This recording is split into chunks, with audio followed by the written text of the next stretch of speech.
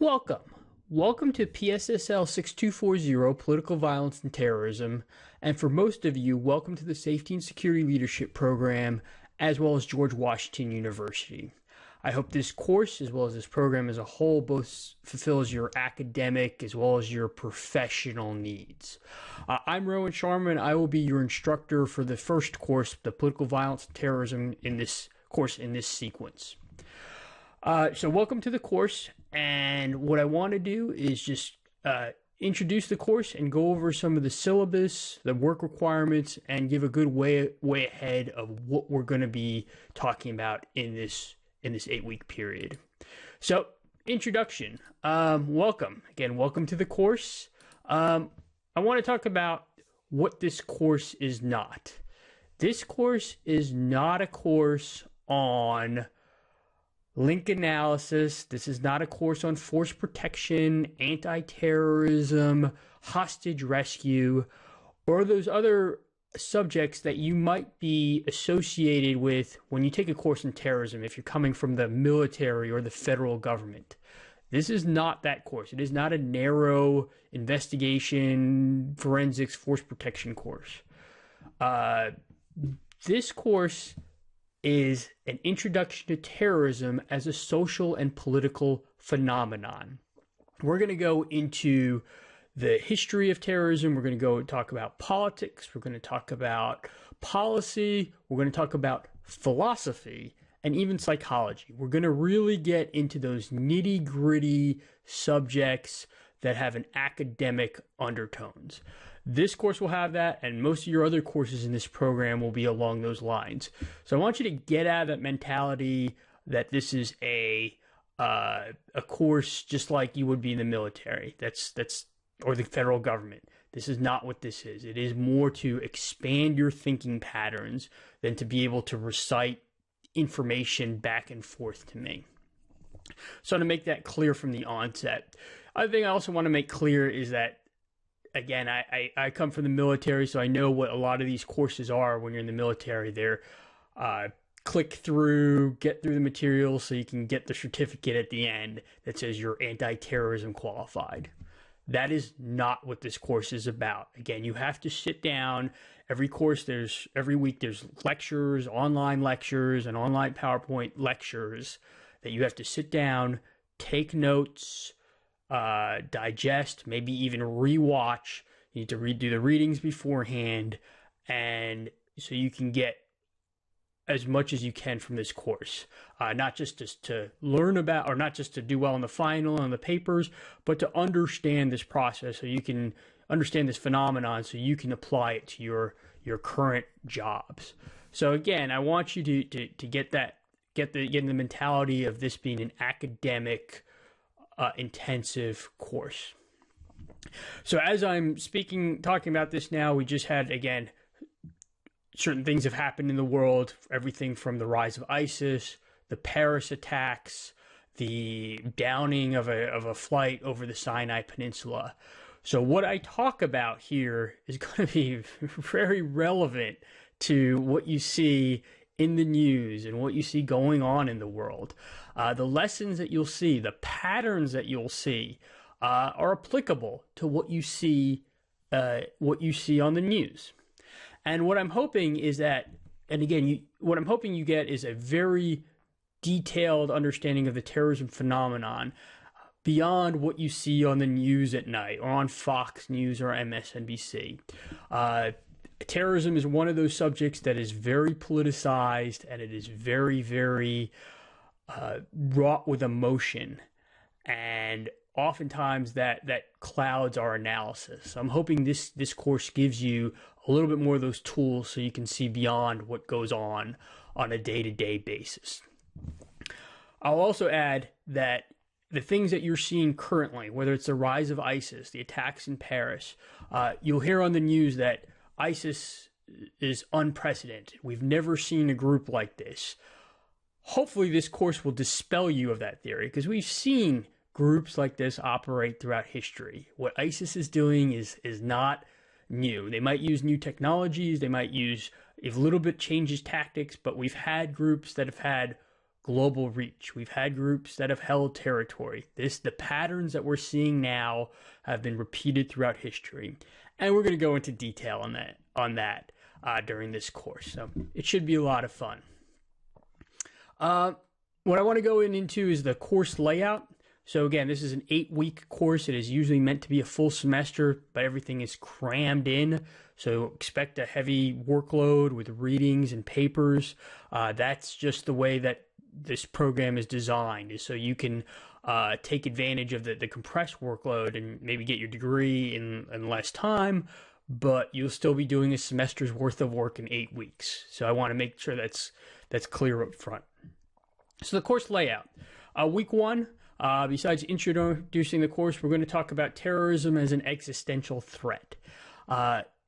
Do we spend too much money, time, lives trying to deal with the terrorism threat? Is there too much media attention while other public policy problems are far more dangerous? So we'll ask those questions. And again, not the end state is not to give you an answer, but it's to make you think about this in possibly a little bit different way. Try and bracket the terrorist problem and frame it in a way that you could understand the risks and the trade-offs. And that's what we'll go into detail in the first week. And that theme will be relevant to every section of this course. Week 2, History Part 1. As I mentioned earlier, terrorism didn't start with ISIS and Al-Qaeda. There is a long history of terrorism. We will start really with the post-World War I and post-World War II terrorism groups, and we'll go in detail on them. And what you'll see, again, are patterns that you see ISIS using now that have been used by other groups in previous years and decades and generations. Hopefully, again, you'll see these patterns when you're doing current analysis on ISIS or Al-Qaeda or whatever the new threat of the year will be. So we'll go into history on week 2. The second part is probably my favorite, is what is a terrorist? What is terrorism? Why do we consider certain people freedom fighters while others are considered terrorists? And you'll ask those questions. And again, there's no right answer, but hopefully will change your thinking patterns on what you consider terrorism, why we consider this person terrorist while another group is not. As I'm speaking now, there was a domestic attack against a abortion clinic. Is that terrorism? Is the killing of the people in Charleston, is that terrorism? Why do we consider certain things terrorism and others not? And we'll have a lot of fun with that, and I hope that will expand your brain in different ways. Week 3, we'll go to History Part 2, and that will be the road to 9/11. We'll look at Al-Qaeda prior to 9/11. We'll ask the questions, again, looking from historical point. What were the reasons that Al-Qaeda arose? What were the reasons why there was seemingly a lot of support in large parts of the Arab world for 9/11? We'll ask those questions in our History Part 2, and then we'll look at terrorism finance, which I think is a important aspect of terrorism. We'll go into detail on it, and especially an important aspect when we're talking about ISIS. And again, the same patterns that we've seen in past groups will be analyzed to what we're seeing on the current fight against ISIS. So week 4, we'll do two topics: terrorism adaptation. We'll look at 5 case studies of terrorist groups and show how they adapted, why they were successful or why they were not successful. What were the variables that led certain groups to be well known and last for 30, 40, 50 years, and other groups to be relegated to the dustbin of history. So we'll go in detail on those groups. And then the second part of week 4, we'll do terrorism WMD. And that will be a analysis of the potential for a terrorist group to use WMD. And we'll look at that aspect from several facets. And again, relevant today as we're looking at possible WMD use by Syrian rebels, by the Syrian government, even by ISIS as well. So we'll go into detail on that phenomenon. So that'll cover the first part of the course. The second part of the course We'll start off, again, week 5 will be counterterrorism policy. We'll look at U.S. counterterrorism policy since 9/11, and we'll do comparative analysis between the United States and Israel and Great Britain and see what works and what doesn't, why or why not. Week 6 will be intelligence and counterterrorism, and this will be those intel failures that have occurred on 9/11, the intel failure, and those intel failures since 9/11. Fort Hood shooting, the Boston Marathon attack, the underwear bomber, for those of you who remember the underwear, or the Christmas Day bomber back in 2009. And we'll ask the question, despite the billions, trillions spent on homeland defense and the intelligence community, why do we still have these intel failures? And we'll go into depth on that. And I think there'll probably be applications for the Paris attack as well. Week 7, American jihadist threat. Again, very relevant with the rise of ISIS. We'll look at the U.S. jihadist threat and why Americans might be lured into traveling overseas to fight with ISIS. Look at the factors, look at the case studies on why this has occurred, and try and examine that issue in greater depth. We'll then look at leadership targeting, and this is best symbolized by drones. Is our drone policy effective? Is it worth the cost? Is it worth the cost in civil liberties and loss of diplomatic face for the United States? When does leadership targeting work? When does it not work? And we'll ask those questions in detail.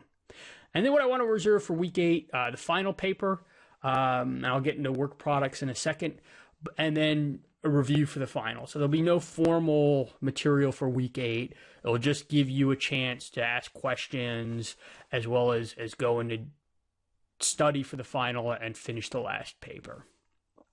So that's a week-by-week comparison. And again, you can go in detail on the system to look at the readings ahead of time and look at some of the videos ahead of time, just so you can get a greater understanding of what we're looking at the way forward.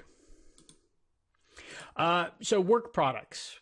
In this 8-week cycle, you will be responsible for 2 papers and 1 group presentation.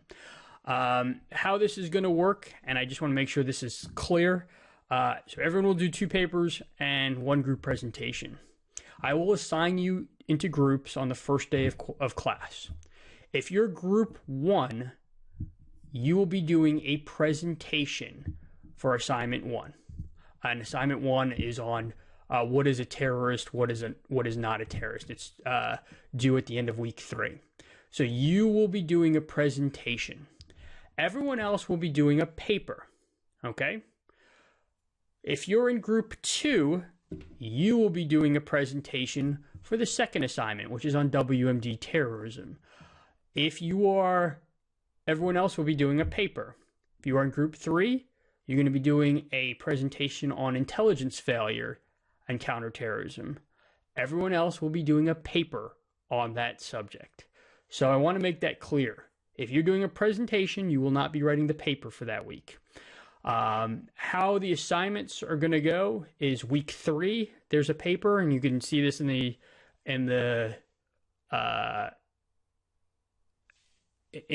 Learn system. So week 3, there's an assignment. And again, group 1 will do a presentation while everyone else will do a paper. Week 5 is assignment on WMD terrorism. Group 2 will be doing a presentation on WMD terrorism while everyone else will be doing a paper. And then week 8, the last week, there'll be a paper on intel and counterterrorism. Again, if you're in group 3, you'll be doing a presentation. Everyone else will be doing a paper on that. So I want to make that kind of clear as day. You'll be doing 2 papers and 1 group presentation. And I will break you into groups on the first day. 3 Adobe Connect sessions, and that's where you will be doing your presentation. Adobe Connect sessions are, again, a interactive board. so that you can present and log in and see everyone's face. These are not required. These are optional. But if you are briefing, it is required. So at least I'll be listening in and watching you. So we'll have 3 Adobe Connect sessions, and I'll give you the dates during the first week of class. And they'll probably happen around 8 or 9 o'clock, so we can p.m. Eastern Standard Time, so we can kind of accommodate as many people as possible. I know we have people in different time zones, and if you can't make it, I understand, but we'll try and do it so you can accommodate people. And then those will also be office hours. So if you have questions on papers, assignments, even questions on careers or anything like that, feel free to bring those to the Adobe Connect sessions. So I want to make that clear again. You could see in the syllabus more detail, but week 3, the end of week 3, there'll be a paper due. The end of week 5, there'll be a paper due. The end of week 8, there'll be a paper due with presentations mixed in for the groups that I identify. Weekly discussion boards. There'll be 1 to 2 questions on the discussion board every week. You will answer one, and you will be responsible for 8 replies total. So if there's 2 questions, 4 replies each question on the discussion board. Again, when you sit down and write, go with some thought on this. Don't just copy and paste the best discussion posts. Kind of understand that you use the reading, you integrate that with the lectures, you integrate that with your personal experience, so you can get a really good thought process on those, so you can really engage with your fellow students. And those will be, again, every week that you have to do. And there'll be a final. Final is not going to be terribly difficult. It's not going to have trick questions. If you've been doing the discussion boards, listening to the lectures, you'll do fine on the final. So it's not something that's meant to trick people up. You'll have to study for it, but there's not going to be any trick questions on it. And we'll do a review session before the final. So those are, again, the work products that you'll be due for this course. The other thing I'll just say is the readings, do the readings. I've tried to pare down the readings as much as possible. I've also integrated documentaries and more multimedia facets for the readings or for your homework. Do them. The readings aren't terribly technical. They're just, again, to the point. Should be someone in graduate school, should be able to understand the readings, should even be able to analyze the readings in detail. So again, final are those are the work products. Keep them up. Do not fall behind. If you do fall behind, you're going to have a hard time catching up. So a little bit about me. Well, first, let me say I've been teaching at GW for about 3.5 years. Been teaching this course for 3 years. I enjoy teaching. I enjoy the fact that I can reach people throughout the country and sometimes even throughout the world. And I designed this course, and I think I for an 8-week course, I think you get a lot out of it. So again, I've been teaching for several years, and I enjoy it, and I've been teaching online as well as in person. And I like to use video every week so you could see me and get a little bit more of that face-to-face interaction that sometimes you're lacking on online. So expect a video every week. But a little bit of me, my part-time job, I'm at GW. My day job, I work at a place called the Defense Threat Reduction Agency, or DTRA. I work on the red team, which means I come up with scenarios for how terrorists can impact critical U.S. assets. And I've been DTRA for about 3 years. Prior to that, I was a TSA DHS analyst as well. Did that for a couple of years. And before that, I worked at the Department of Defense as an analyst, a contract analyst. And then before that, I was an Army officer for 7 years. So if you're deployed overseas, you're in the military, or you're coming out of the military, I could definitely empathize with you. And if you want to talk about military transitions, for those of you still on active duty, or talk about veterans issues, I am more than willing to talk in detail about those things. So again, I look forward to this course in the next 8 years, and I will see you on the first discussion board.